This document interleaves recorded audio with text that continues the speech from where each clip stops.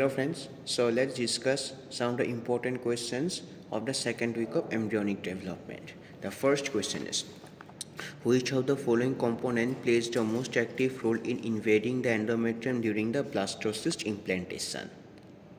So see that this blastocyst has attached in the uterine endothelium. Now, so if you see that this initiation of the penetration through the blastocyst into endometrial stroma is done by this polar trophoblast. So now you can see that this blastocyst has partially embedded in the endometrial stroma. Now you can see that after the partial embedding of this blastocyst in the endometrial stroma, that this polar trophoblast divided into cytotrophoblast which is uninucleated and the syncytotrophoblast which is multinucleated, and further that the penetration for the implantation process done by the syncytotrophoblast in this way, and in this way the whole portion of the blastocyst comes inside the endometrial stroma. And you already know that when the whole portion of blastocyst comes inside the endometrial stroma, then only the implantation process is completed. So therefore the penetration is done by the polar trophoblast initially, and later it is done by the syncytotrophoblast, as the syncytotrophoblast is also a polar trophoblast. So therefore that I have written that. See the answer. So therefore initially when the blastocyst attached the uterine endothelium, the polar trophoblast causes the penetration. When the partial embedding of blastocyst happens in the endometrial stroma, the polar trophoblast differentiates into cytotrophoblast and syncytotrophoblast, and the further penetration done by syncytotrophoblast. So therefore the correct answer is syncytotrophoblast, and the syncytotrophoblast is also polar trophoblast. So therefore in this case, if you see that, the correct answer is option B. Now, second question is, between which two layers is the extraembryonic mesoderm located? So so before knowing the answer, so you should see that this is the extraembryonic somatic mesoderm, and this is the extraembryonic coelom, and this is the cytotrophoblast, and this is the bilaminar germ disc, this is the amniotic cavity, and this is the yolk sac. Now if you see that this extraembryonic somatic mesoderm, that is located between this cavity, and this is known as extraembryonic coelom and the cytotrophoblast. So therefore in this case the correct answer is between cytotrophoblast and extraembryonic coelom. So therefore that I've written that extraembryonic, so here extraembryonic, so here somatic mesoderm lies between extraembryonic coelom and cytotrophoblast. So therefore the correct answer is option D. So therefore that it is often asked, so here between which two layers is the extraembryonic mesoderm located? So here between exocoelomic membrane, or the membrane of the exocoelomic cavity, and the cytotrophoblast. So it is not E, so it should be C. Yeah, that's all. Now the third question is simple. During week 2 of development, the embryoblast receives its nutrition via its simple diffusion process. But the fourth question, the procaudal plate marks the site of the future. It is very important. So as you know that this bilaminar germ disc, so here consists of two types of cells, epiblast and hypoblast, and these epiblastic cells, they are columnar in shape, whereas these hypoblastic cells, they are cuboidal in shape. This is a normal bilaminar germ disc. But now see that in this case that some of the hypoblastic cells, they have been converted from cuboidal to columnar in shape, and this conversion of cuboidal to columnar hypoblastic cells leads to the formation of a structure that is known as procaudal plate, and you know that from this procaudal plate the future mouth is formed. So therefore the correct answer is the future site of mouth. So therefore that I have written the answer in this way. First of all I have written the description, that is the procaudal plate. It is the structure formed when where the cuboidal hypoplastic cells become columnar hypoplastic cells, and from this procaudal plate the future mouth or oral cavity forms. So therefore the correct answer is procaudal plate, and this procaudal plate marks the site of the future mouth. So therefore in this case the correct answer is, if you want to know, so here the correct answer is option C. Now the fifth important question, if you want to know, so here which of the following are components of definitive chorion? So now this is the structure. So here, now what are the components of chorion? So if you see that this is the chorion, if you want to know what are the components, so first of all that is the pink colored portion, that is pink colored membrane which I have marked, is the extra embryonic somatic mesoderm, and this is the cytotrophoblast, and this is the syncytotrophoblast, and together these three components that they make the definitive chorion structure. So therefore that I have written that chorion consists of syncytotrophoblast, cytotrophoblast and extra embryonic somatic mesoderm. So therefore the correct answer in this case, if you want to know, so therefore that is the option. So here C, D, because so here extra embryonic somatic mesoderm mentioned, cytotrophoblast mentioned, and syncytotrophoblast, all the three components are mentioned. So therefore D is the correct answer. Now, so here from question number 8 to 13, that is you have to answer all the questions on the basis of the structure. So here shown here, but I have made a separate same diagram for you. So here like this, a colorful diagram. So here a colorful diagram for you, so that you can easily so here see and understand the concept.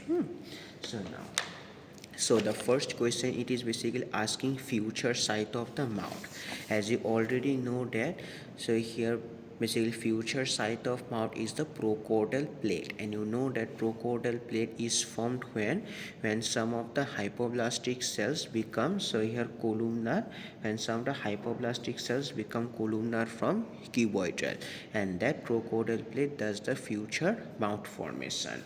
So therefore if you want to know the answer of this A, it is E. So therefore that I've written, so here see the answer.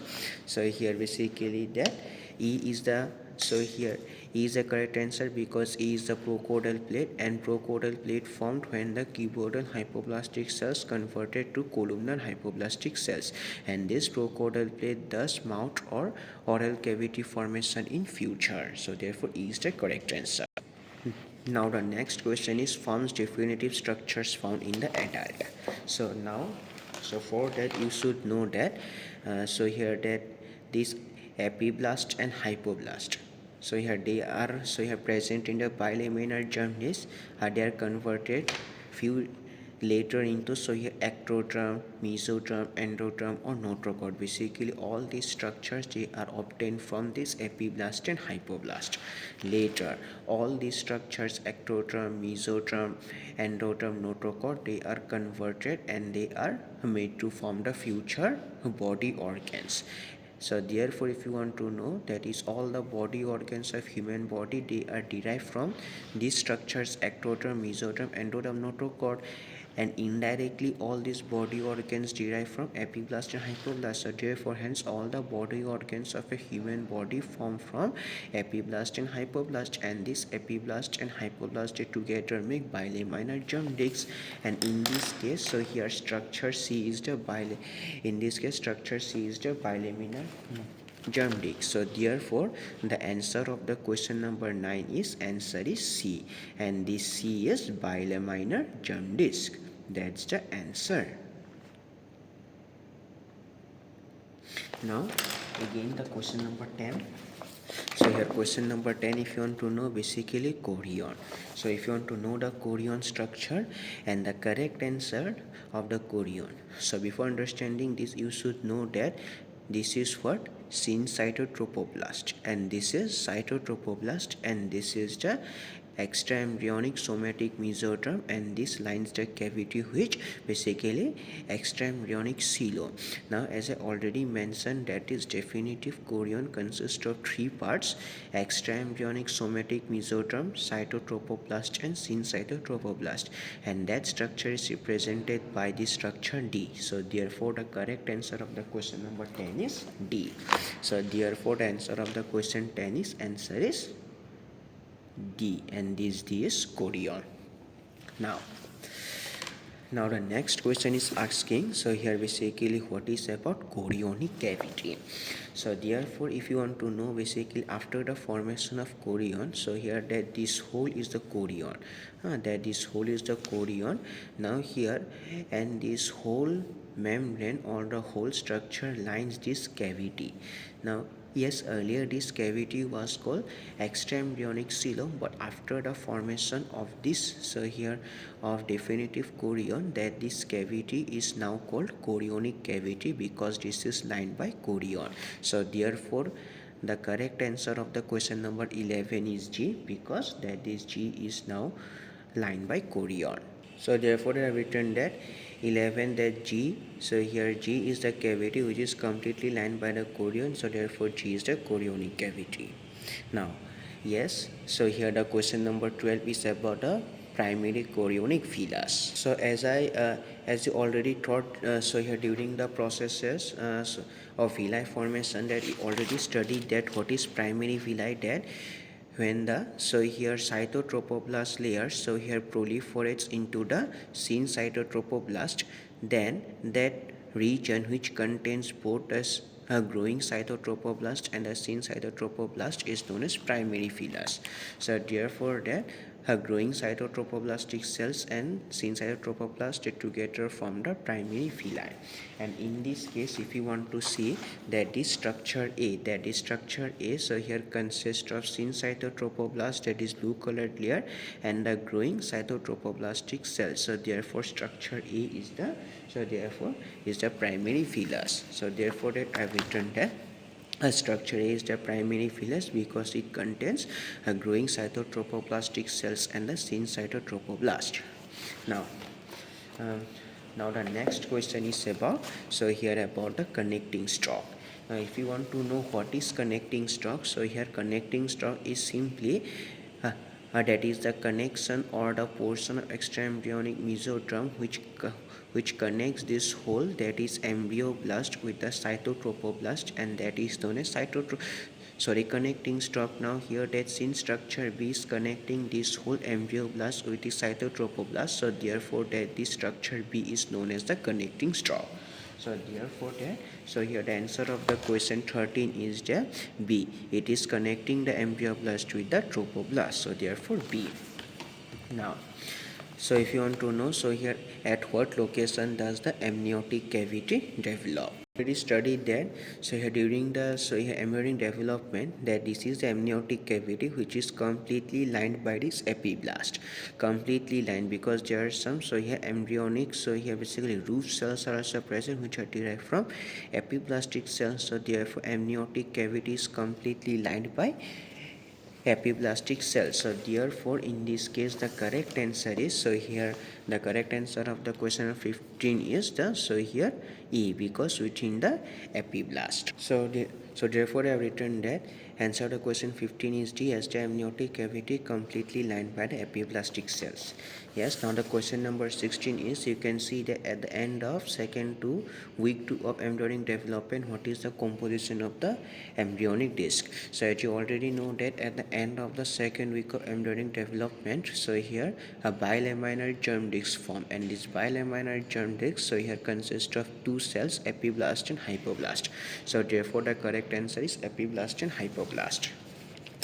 And if you want to know what is bilaminar germ disc, so here in this diagram, that is structure C is the bilaminar germ disc, and this the blue color upper layer is the epiblast, and the yellow color, so here lower cells are the hypoblastic cells. So therefore that I have written that at the end of second week of embryonic development, bilaminar germ disc form, and this bilaminar germ disc contains epiblast and hypoblast. So therefore correct answer is option B.